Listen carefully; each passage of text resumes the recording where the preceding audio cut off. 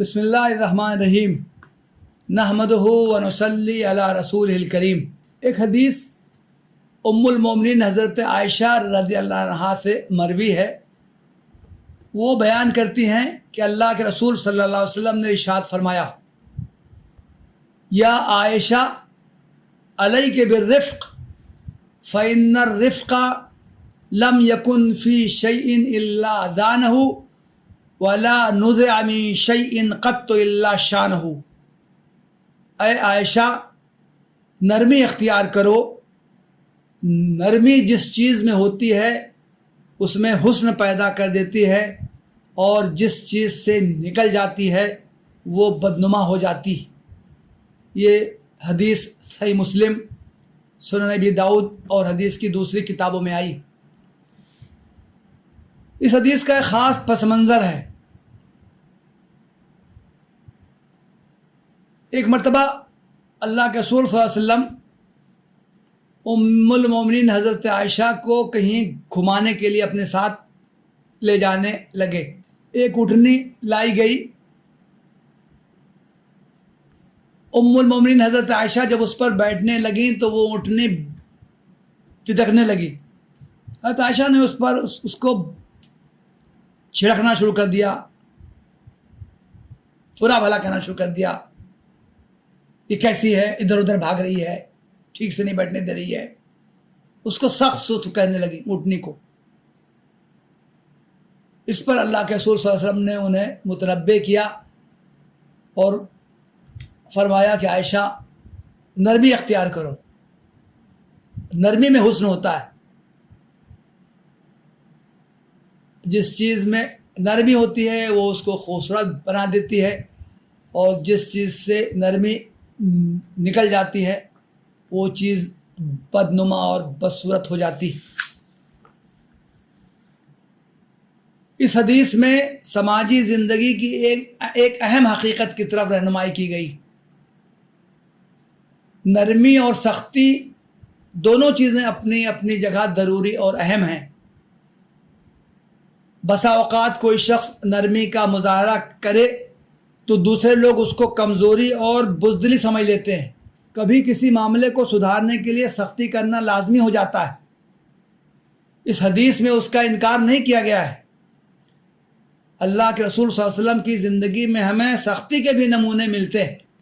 اس حدیث کا مطلب یہ نہیں ہے کہ کبھی کسی معاملے میں سختی کرنا جائز نہیں ہے، روا نہیں ہے، درست نہیں ہے، پسندیدہ نہیں ہے، نہیں، بلکہ جب سختی کرنے کی ضرورت ہو اس وقت سختی بھی کی جا سکتی ہے۔ لیکن آدمی کی شخصیت کی پہچان ہی بن جائے کہ وہ ہر وقت وہ سختی کا اظہار کرے گا، درستی سے پیش آئے گا، سخت سست کہے گا، اس سے اس حدیث میں روکا گیا ہے۔ اس حدیث میں مزاج اور عادت کی بات کہی گئی ہے کہ آدمی کی پہچان سختی سے نہیں بلکہ نرمی سے ہونی چاہیے۔ آدمی کو اپنی فطرت کا خاصہ نرمی کو بنانا چاہیے، نہ کہ سختی کو۔ متعدد احادیث میں اس پر زور دیا گیا ہے۔ ایک حدیث میں ہے کہ اللہ کے رسول صلی اللہ علیہ وسلم نے ارشاد فرمایا، من یحرم الرفق یحرم الخیر۔ صحیح مسلم کی حدیث ہے، جو شخص نرمی سے محروم رہا وہ شخص تو ہر طرح کے خیر سے محروم ہوگا۔ ایک حدیث میں ہے کہ اللہ کے رسول صلی اللہ علیہ وسلم ایک مرتبہ اپنے اصحاب کے ساتھ کہیں جا رہے تھے۔ ایک شخص کی اونٹنی اڑ گئی، وہ چل کے ہی نہیں دے رہی تھی۔ وہ شخص اسے ڈانٹ ڈپٹ کرنے لگا اور لعنت ملامت کرنے لگا۔ اللہ کے رسول صلی اللہ علیہ وسلم نے اس پر ناگواری کا اظہار کیا اور فرمایا، لا تصاحبنا ناقۃ علیہا لعنہ۔ ہمارے ساتھ کوئی ایسی اونٹنی نہیں رہ سکتی جس پر لعنت کی گئی ہو۔ متعدد احادیث سے معلوم ہوتا ہے کہ اللہ کے رسول صلی اللہ علیہ وسلم نے نرمی کو اختیار کرنے کی تلقین فرمائی ہے۔ سختی سے، درست مزاجی سے، سخت سست کہنے سے، ڈانٹ ڈپٹ کرنے سے دوسرے لوگوں کو روکا ہے اور اس کی مذمت کی ہے۔ خود اللہ کے رسول صلی اللہ علیہ وسلم کی زندگی میں اس کے نمونے ملتے ہیں۔ ایک حدیث میں ہے کہ ایک موقع پر اللہ کے رسول صلی اللہ علیہ وسلم اپنے اصحاب کے ساتھ تھے، ایک بدو آیا، اس نے سخت انداز میں کہا، اے محمد، اللہ نے تم کو جس مال دولت سے نوازا ہے اس میں سے مجھ کو بھی دو۔ اس نے صرف منہ ہی سے نہیں کہا درست انداز میں، بلکہ روایت میں آتا ہے کہ اللہ کے رسول صلی اللہ علیہ وسلم اس وقت ایک چادر اوڑھے ہوئے تھے، اس نے اس چادر کو زور سے کھینچا، اتنی زور سے کھینچا کہ اس کے آپ کی گردن پر اس کا نشان پڑ گیا، لیکن اللہ کے رسول صلی اللہ علیہ وسلم نے اس کو کچھ نہیں کہا، اس کی اس بدتمیزی پر اس کی کوئی تنبیہ نہیں کی، بلکہ اپنے اصحاب کو ہدایت کی کہ اس کو جو مانگ رہا ہے اس کو دے دیا جائے، اس کی خواہش پوری کر دی جائے۔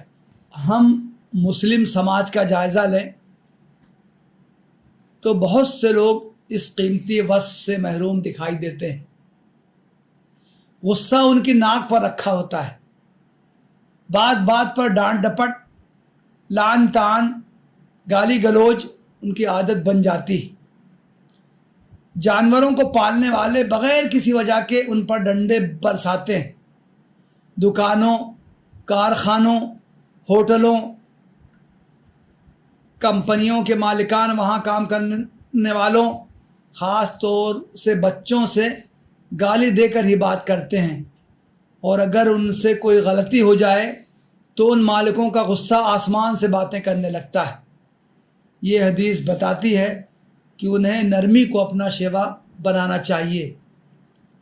زندگی کا حسن سختی، درستی، تلخ کلامی اور غیظ و غضب کا اظہار کرنے سے نہیں، بلکہ نرمی، خوش خلقی، مسکراہٹ، خوش طبعی اور اظہار محبت سے ہے۔